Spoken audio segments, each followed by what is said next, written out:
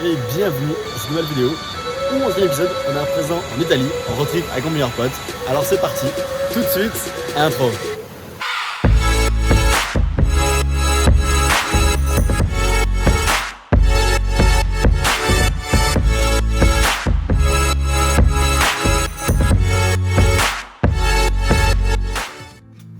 Partir en road trip, c'est toujours un choix très fort, très puissant.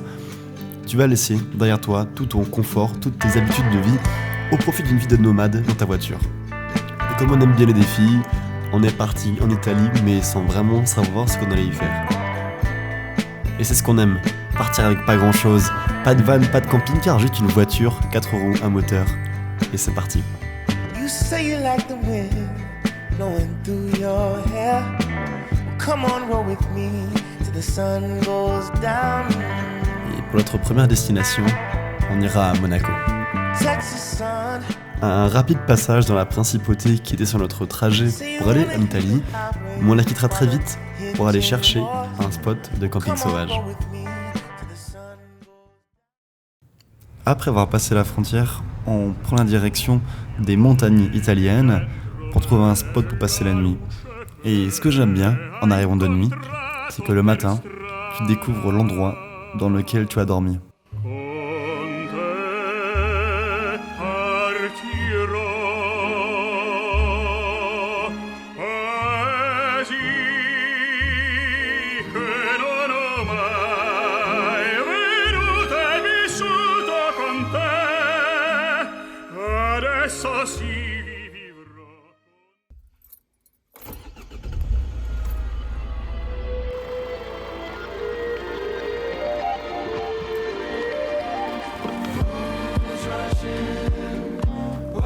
On est du coup le 3e jour déjà, on vient d'arriver à présent en Italie, le voyage va vraiment enfin commencer, on sort de notre petit coin sauvage pour le camping et là on est reparti direction Gênes à présent.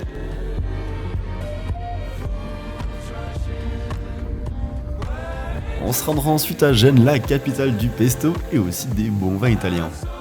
Voilà, je fais 3 plans vidéo et je perds Quentin. À mon avis, il va réapparaître. Je sais pas où il est. One eternity later. Mais bon, je l'ai retrouvé. Il est juste caché là-bas. Faut savoir que la ville de Gênes, fondée au 5e siècle avant Jésus-Christ, est principalement une ville maritime en lien avec son port. Autrefois une escale maritime à un point d'accostage pour les bateaux, c'était par la suite une des plus grandes villes pour le commerce maritime avec le Moyen-Orient et l'Afrique dans les années 1200-1300. C'est comme ça que la ville est devenue aussi riche. Et c'est typiquement les places italiennes que j'espérais voir avec les maisons colorées, les petites rues. J'adore, la bonne ambiance italienne comme je la voulais.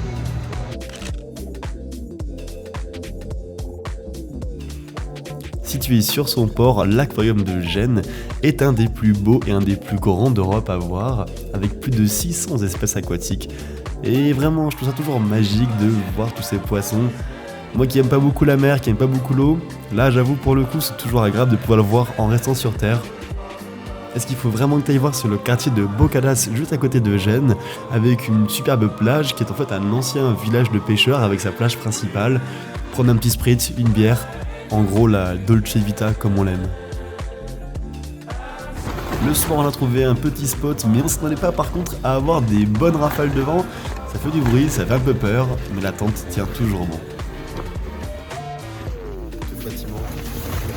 Oh putain, je me dis que c'est tendu. Je me dis que c'est tendu. Oh mec, il y a la structure, elle tient même pas. Je me fais attaquer par la tente. Et quel plaisir de prendre ton petit déjeuner en extérieur, au soleil, en découvrant le spot dans lequel tu as dormi, un spot panoramique, pile poil entre mer, montagne et ville.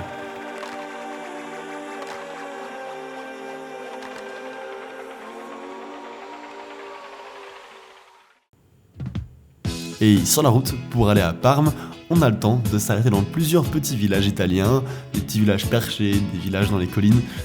Tout est magnifique, vraiment une bonne ambiance, avec bien sûr une très belle météo en plein été italien.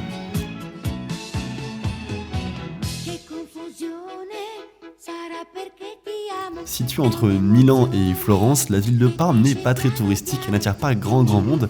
Elle est cependant une très belle ville pour vivre, je pense, en Italie. Et pour nous, c'est une ville où on a bien fait la fête.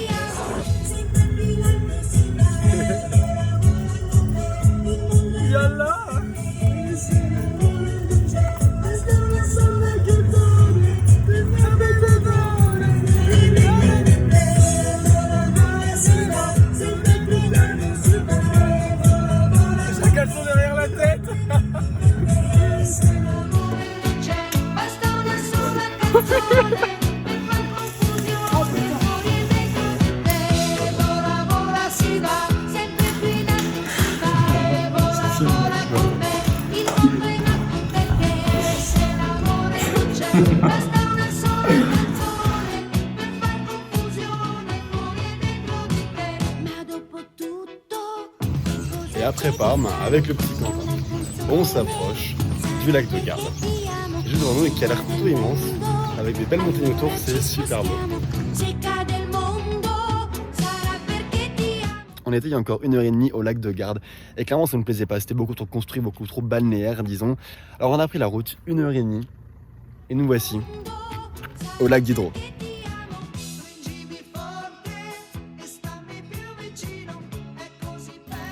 Le canoë, le Quentin, le drone et le lac.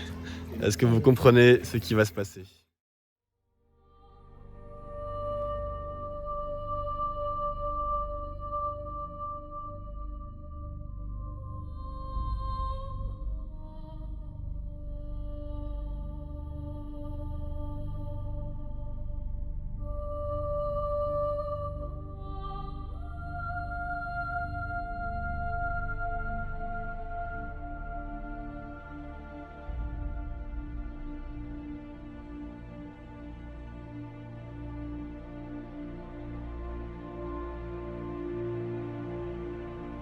Et pendant 1 an, j'ai filmé beaucoup d'endroits. Ce moment, précisément, est le moment où, avec mon drone, j'étais ému. Sincèrement ému de filmer Quentin sur ce canoë. Pour nous, ce moment, ce paysage, ce coucher de soleil, ressemblait plutôt à ça.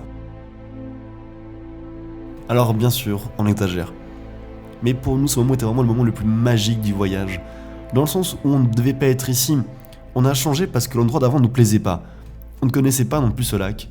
On y allait sur un coup de tête. Et c'est ça qui est magique dans le voyage. Surtout en road trip où t'es vraiment 100% libre. Et du coup, t'as plus d'accroche.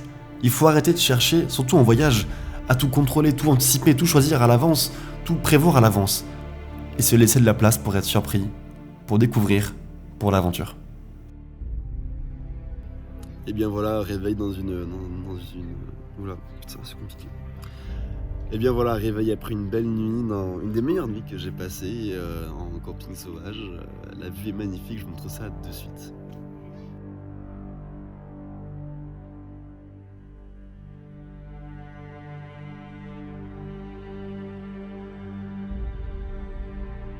Et si vous vous demandez comment on se douche, eh bien, voici notre douche.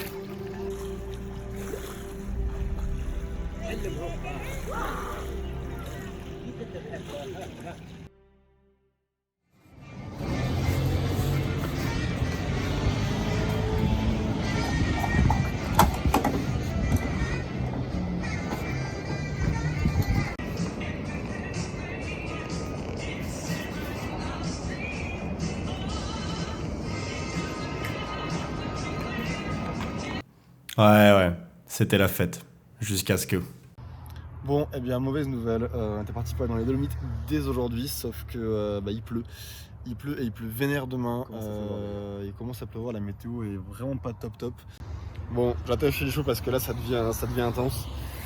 On est dans le coffre en train de regarder un peu tout ce qu'on peut faire et on se rend compte qu'en fait Dolomites ça va pas être possible parce qu'on va rater trop de jours de voyage à être sous la pluie et dans la galère pour en fait faire les randos qu'on voulait faire. Donc on est en train de chercher une autre solution, mais c'est la merde quoi. À vouloir toujours improviser, on en a un petit peu oublié les bases du voyage, qui est de regarder la météo avant d'aller sur place.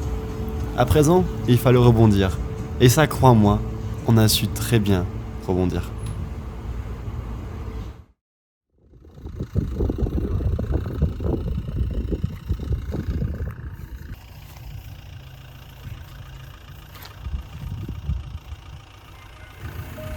On a fait beaucoup de routes pour arriver jusqu'ici. J'espère que ça vaut le coup. Mais en tout cas, voilà, il fallait qu'on rebondisse après cette mauvaise nouvelle de la météo. On espère que ça vaut le coup. Pour l'instant, c'est camping sauvage et la tente est en train d'être montée. Quentin s'occupe de ça. Il y a un peu de vent, mais ça va être très bien. Poi d'improvviso venivo dal vento rapito. Et donc, après avoir traversé le pays du nord au sud, nous voici dans les 5 terres à Monterosso, un des villages des 5 terres. On avait 2 jours dans les 5 terres. On a passé le premier uniquement à Monterosso parce qu'on voulait prendre le temps de sentir l'ambiance italienne de ces villages très typiques, certes très touristiques, mais situés idéalement entre terre et mer. On revient les 5 terres, regardez qu'est-ce qu'on a trouvé sur le petit pare-brise. Non mec, Un petit cadeau. un cadeau où il faut payer 61 €, c'est censé faire plaisir un cadeau. Et comme on dit, merci l'Italie. Mais ce qu'on savait pas encore, c'était que ça, c'était que le début des galères de la soirée. Je sais pas où on va. Là on est du chemin. Le chemin après là-bas. Ah mais là frère... Et j'ai envie de dire, ce qui devait arriver arriva. On a voulu faire demi-tour, c'était plus possible. Heureusement qu'il n'y a pas plus là. On a failli rester coincé parce qu'en voulant remonter, ça a commencé à creuser sous la roue. L'embrayage commençait à beaucoup chauffer. Genre là, ça pue, c'est horrible. Donc ouais, ça a été chaud. Ça a été très très chaud. On va se poser, manger un peu et dormir. Une fois enfin sorti de ce pétrin, après avoir mangé, on s'installe tranquillement à la belle étoile quand soudain, beaucoup de bruit autour du campement. Trop de bruit. Ma io continuo a sognare negli occhi tuoi belli Ah, je sais ce qu'il est en train de dire. che sono blu come un cielo trapunto di stelle volare oh cantare. Comme quoi le destin change vite de camp. Après avoir eu 2 galères en quelques heures, l'amende et avoir failli perdre la voiture, un petit renard vient nous rendre visite pour nous redonner le sourire et l'espoir pour la suite du voyage. Attention au Mentre il mondo pian piano scompare negli occhi tuoi blu. Bon, vu qu'on avait clairement pas envie de reprendre une deuxième amende, aujourd'hui, on prend le train, on va essayer le train pour les 5 terres, on vous dira comment c'est. Les premiers grands conseils, prendre les billets en ligne, on a gagné une demi-heure à prendre les billets en ligne, pas faire la queue du coup, ça coûte 16 €, ça se fait très facilement en ligne, prenez-les, on gagne beaucoup de temps. Ti guardo ed è come la prima volta. Che cosa sei? Che cosa sei? Che cosa sei? Non vorrei parlare, Cosa sei? ma tu sei la frase d'amore cominciata e mai finita. Non cambi mai, non cambi mai, non cambi mai, Tu sei il mio ieri, il mio oggi, proprio mai. il mio sempre, inquietudine. Adesso ormai ci puoi provare. On enchaîne du coup les petits villages dans les 5 terres. C'est bon, ça se ressemble un peu, mais à la fois, chaque Tu village sei a sa il petite âme. vento che porta i violini e le rose. Caramelle, non ne voglio più. Certe volte non ti capisco. Le rose e i violini, questa sera racconta Yolanda. On avait beau les avoir vus comme tout le monde sur Instagram en photo, de les voir en vrai, ça rajoute forcément un côté magique. Oui, c'était beau. Oui, on veut y retourner hors saison pour en profiter dans les meilleures conditions. Et oui, bien sûr, je te conseille d'y aller. Parole, parole, parole. Ascoltami, Parole, parole, parole. ti prego. Les magnifiques couleurs des maisons qui sont encore plus illuminées par ce ciel bleu, les vagues qui viennent taper sur les rochers avec juste derrière en fond ces immenses montagnes, ces immenses collines. Ouais, tu comprends mieux pourquoi les 5 terres c'est un vrai site touristique. Et le soir venu, à Monterosso en particulier, il y a pas mal d'animations dans les rues, ce qui rend l'endroit bon enfant, familial. On a pris quelques spritz pour fêter ça, et célébrer une des plus belles soirées de ce voyage.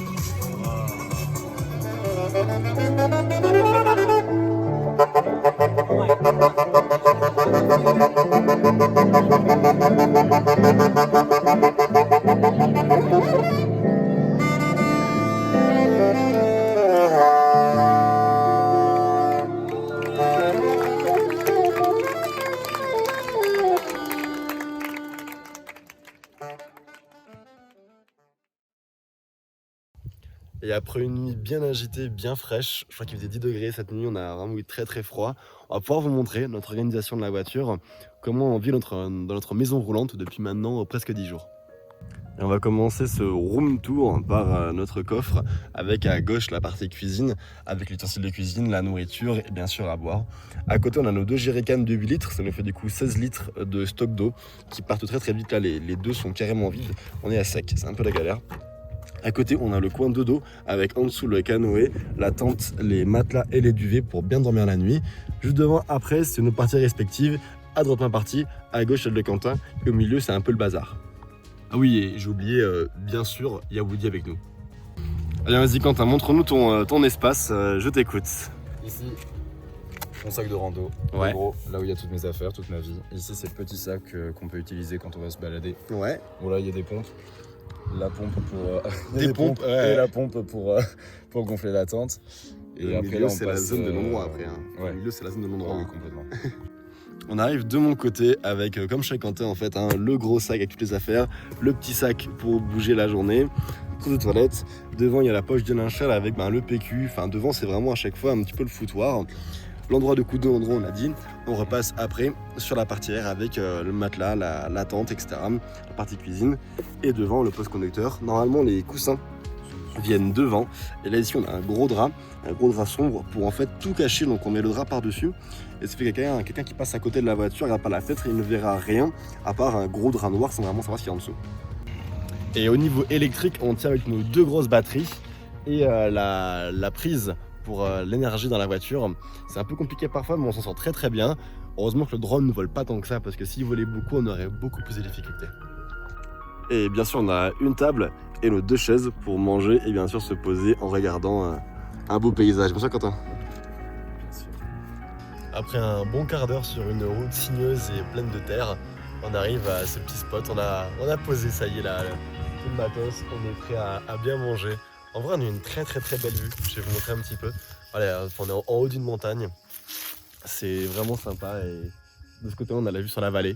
C'est aussi vraiment très très magique.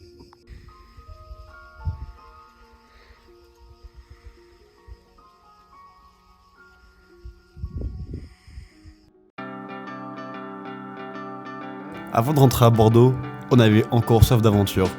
Et il était hors de question qu'on rentre aussi vite.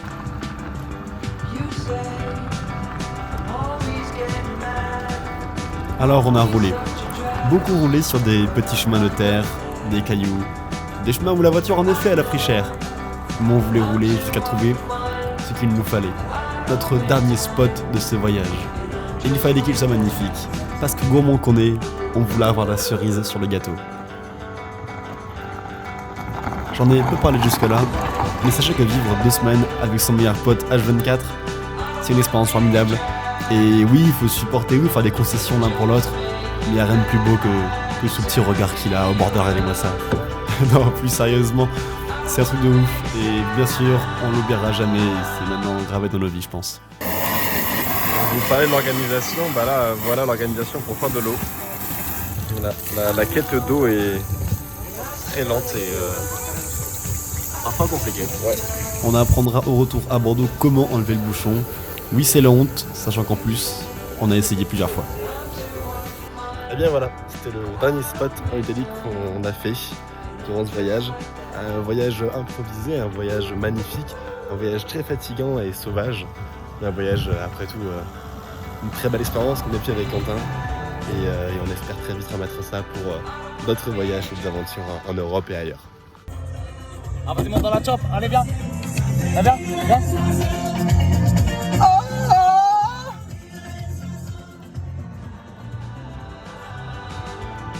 Le campement, les paysages, l'aventure, la surprise, Ce sentiment incroyable de liberté, d'être tout léger, sans pression. C'est quelque chose de très fort. Alors laisse tomber toutes tes peurs par rapport au road trip, par rapport à toute cette aventure, et laisse-toi aller. Tu verras, en rentrant, ça va très vite te manquer.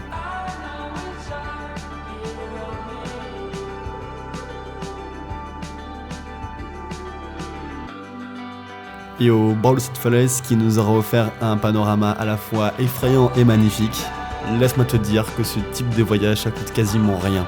Vraiment pas très cher, il faut juste une voiture, la remplir d'essence, un peu de matériel pour partir, une tente en soi, et c'est parti. T'as pas la voiture, alors fais-le en vélo, fais-le à pied, fais-le en stop, fais-le en train.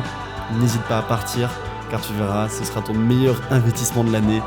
Et il y a plein de paysages vraiment ouf, tout près de la France. Je t'invite à regarder les autres vidéos dans les pays limitrophes et en France pour découvrir tous ces paysages que j'ai pu voir durant cette année. Plein de paysages pas très connus mais à couper le souffle, qui te prouvent qu'il n'y a pas besoin de prendre un billet d'avion pour l'autre bout du monde pour voir des paysages qui vont te rendre ouf. Ouais, c'est vrai.